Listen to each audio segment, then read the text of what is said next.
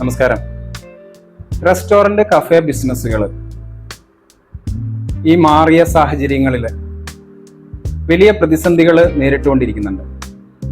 കാരണം കൃത്യതയില്ലാത്ത ഉൽപ്പന്നങ്ങളുടെ വില നിലവാരങ്ങൾ, കാരണം മാർക്കറ്റിൽ നിന്ന് പർച്ചേസ് ചെയ്യേണ്ട ഉൽപ്പന്നങ്ങളുടെ നിലവാരം ദിനം പ്രതി വലിയ രീതിയിൽ വർദ്ധിക്കുകയും അതേപോലെ തന്നെ ചെറിയ രീതിയിൽ താഴ്ന്നു വരികയോ ഒക്കെ ചെയ്യുന്ന രൂപത്തിലുള്ള മാറ്റങ്ങൾ എപ്പോഴും പ്രകടമായിക്കൊണ്ടിരിക്കുകയാണ് വിപണിയിൽ.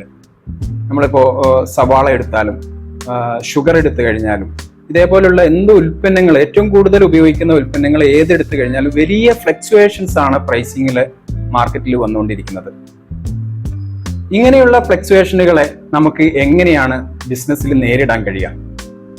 അതിന് നമുക്ക് ബെസ്റ്റ് പ്രാക്ടീസ് മെനു ഡിസൈനിങ്ങിൽ നമ്മൾ കൊണ്ടുവരേണ്ടതുണ്ട്, മെനു എഞ്ചിനീയറിംഗിൽ നമ്മൾ കൊണ്ടുവരേണ്ടതുണ്ട്.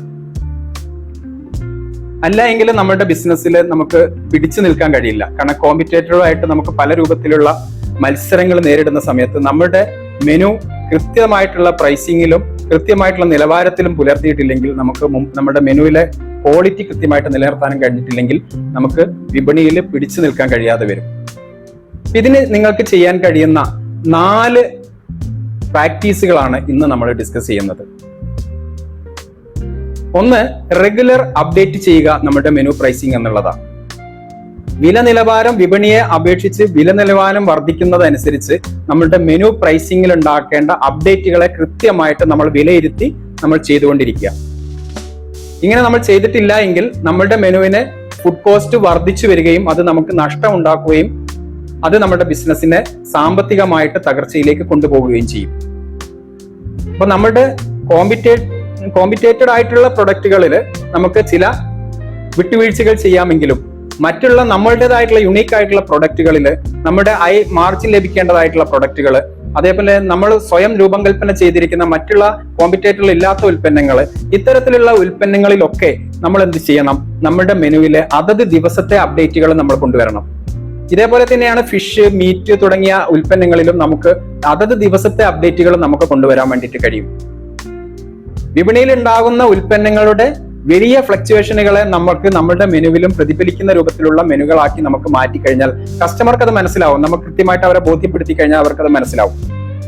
ഓക്കെ, അപ്പൊ റെഗുലർ ആയിട്ടുള്ള അപ്ഡേറ്റുകൾ, പിന്നെ ഫിഷ് പോലുള്ള ഐറ്റംസുകൾക്ക് നമുക്ക് റെഗുലർ അപ്ഡേറ്റ് കൊണ്ടുവരേണ്ടി വരും.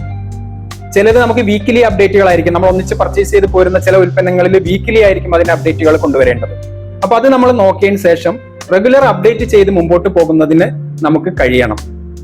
രണ്ടാമതായിട്ട് നമ്മൾ ശ്രദ്ധിക്കേണ്ടത് ഇതിനൊരു അക്കൗണ്ടബിലിറ്റി, ഒരു പാർട്ട്ണർ ഉണ്ടാവുക അല്ലെങ്കിൽ ഒരു എംപ്ലോയി ഉണ്ടാവുക എന്നുള്ളതാണ്. ഇത് എങ്ങനെയാണ് ഇത് ചെയ്യേണ്ടത് എന്നുള്ളതിന് ഏതൊക്കെ വില നിലവാരമുള്ള ഉൽപ്പന്നങ്ങളാണ് ഓരോ ദിവസവും വരുന്നത്, എങ്ങനെയാണ് ഇതിന്റെ വില നിശ്ചയിക്കപ്പെടേണ്ടത് എന്നുള്ളത് കൃത്യമായിട്ട് ചെയ്യാൻ കഴിയുന്ന ഒരാള് ഈ മെനു എപ്പോഴും മാനേജ് ചെയ്യാൻ വേണ്ടിയിട്ട് നമ്മുടെ ബിസിനസ്സിൽ ഉണ്ടാവണം.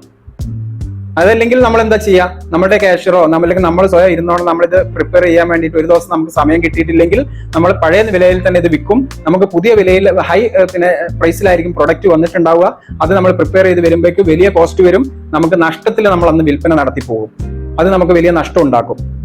ഓക്കെ, അപ്പൊ ഈ കൃത്യമായിട്ട് ഇതിന്റെ ഉത്തരവാദിത്വം ഏറ്റെടുത്തുകൊണ്ട് ഇത് കൃത്യമായിട്ട് മോണിറ്റർ ചെയ്യാനും അതത് ദിവസത്തെ അപ്ഡേറ്റ് കൊണ്ടുവരുവാനും പറ്റുന്ന ഒരാളെ നമ്മൾ ഈ ബിസിനസ്സിൽ നമ്മൾ ഉത്തരവാദിത്തപ്പെടുത്തിയിരിക്കണം. മൂന്നാമതായിട്ട് ഒരു ടാർഗറ്റ് ഫുഡ് കോസ്റ്റ് നമുക്ക് നമ്മുടെ അടുക്കളയിൽ നമുക്ക് ഉണ്ടാവണം. കാരണം നമ്മൾ ഓരോ ഉൽപ്പന്നങ്ങളും ഉൽപ്പാദിപ്പിച്ച് പുറത്തിറങ്ങുമ്പോൾ ഓരോ ദിവസവും ഓരോ ഫുഡ് കോസ്റ്റ് ആണ് വരുന്നത് എങ്കിൽ നമ്മുടെ ബിസിനസ്സിലെ നമ്മുടെ മെനുവിൽ നിന്ന് നമുക്ക് ലഭിക്കേണ്ട ലാഭം വ്യത്യസ്തമായിട്ടാണ് നമുക്ക് രൂപപ്പെടുക. അപ്പൊ സ്ഥിരമായിട്ടുള്ള ഒരു വരുമാനത്തെ, സ്ഥിരമായിട്ടുള്ള ഒരു പ്രോഫിറ്റിനെ നമുക്ക് കിട്ടാതെ വരും. ഇതിന് നമുക്ക് എന്ത് ചെയ്യണം? ഒരു ടാർഗറ്റ് ഫുഡ് കോസ്റ്റ് ഉണ്ടായിരിക്കണം. നമുക്ക് ഉദാഹരണത്തിന് ഒരാഴ്ചയിൽ 7 ദിവസം എടുത്തു കഴിഞ്ഞാൽ 7 ദിവസവും വ്യത്യസ്തമായ നിലവാരത്തിലുള്ള വിൽപ്പനകളായിരിക്കും ചിലപ്പോൾ നടക്കുക.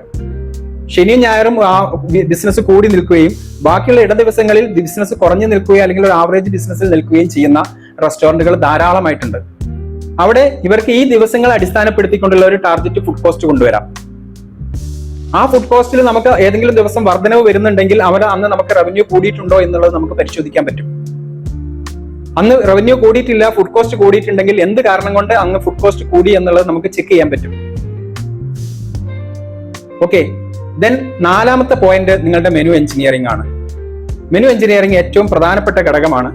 നിങ്ങൾക്ക് ഏറ്റവും ലാഭം തരുന്ന ഉൽപ്പന്നങ്ങൾ നിങ്ങളുടെ മെനുവിലെ നല്ല ഭാഗത്ത് നിങ്ങൾ ഡിസൈൻ ചെയ്യാൻ വേണ്ടിയിട്ട് നിങ്ങൾ ശ്രമിക്കണം.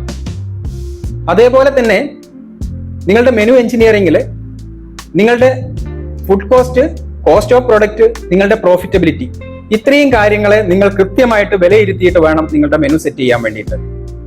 നിങ്ങളുടെ മെനു ഏറ്റവും അട്രാക്റ്റീവും ആളുകൾക്ക് അത് എടുത്തു നോക്കുമ്പോൾ തന്നെ ഫുഡ് കഴിക്കാനുള്ള ഒരു ആവേശവും വരുന്ന രൂപത്തിലുള്ള മെനു ഡിസൈൻ ആയിരിക്കണം നിങ്ങൾ തയ്യാറാക്കേണ്ടത്. അപ്പൊ നിങ്ങളുടെ മെനു പ്രൈസിംഗ് രീതികളിൽ നിങ്ങൾ ഫോളോ ചെയ്യേണ്ട 4 ഘടകങ്ങളെയാണ് നമ്മൾ ഇന്ന് ഡിസ്കസ് ചെയ്തത്. റെഗുലർ അപ്ഡേറ്റ് നിങ്ങളുടെ മെനു പ്രൈസിംഗിൽ നിങ്ങൾ കൊണ്ടുവരണം. ഒരു അക്കൗണ്ടബിലിറ്റി കൃത്യമായിട്ട് ചെക്ക് ചെയ്യാൻ കഴിയുന്ന ഒരു വ്യക്തിയുടെ ഉത്തരവാദിത്തത്തിലായിരിക്കണം നിങ്ങളുടെ മെനു ഡെയിലി അപ്ഡേറ്റുകൾ നടക്കേണ്ടത്. ടാർഗറ്റ് ഫുഡ് കോസ്റ്റിനെ നിങ്ങൾ കൃത്യമായിട്ട് അനലൈസ് ചെയ്യുകയും അതിലെന്തെങ്കിലും വേരിയേഷൻസ് വരുന്നുണ്ടെങ്കിൽ കൃത്യമായിട്ട് നിങ്ങൾ അത് ചെക്ക് ചെയ്യുകയും വേണം. 4-മതായിട്ട് മെനു എഞ്ചിനീയറിംഗ് എന്നുള്ളതാണ്. നിങ്ങളുടെ മെനു വളരെ നല്ല ഡിസൈനിലും ആളുകൾ ആ മെനു കണ്ടു കഴിഞ്ഞാൽ അതിലെ മെനു ഉൽപ്പന്നങ്ങൾ കഴിക്കാൻ അവർക്കൊരു ആവേശം തോന്നുന്ന രൂപത്തിലും നിങ്ങളുടെ പ്രോഫിറ്റ് കൃത്യമായിട്ട് നിങ്ങൾക്ക് കിട്ടുന്നുണ്ട് എന്നുള്ള ഉറപ്പുവരുത്താൻ കഴിയുന്ന പ്രൈസിംഗിലുമായിരിക്കണം മെനു നിങ്ങൾ തയ്യാറാക്കേണ്ടത്. Thank you.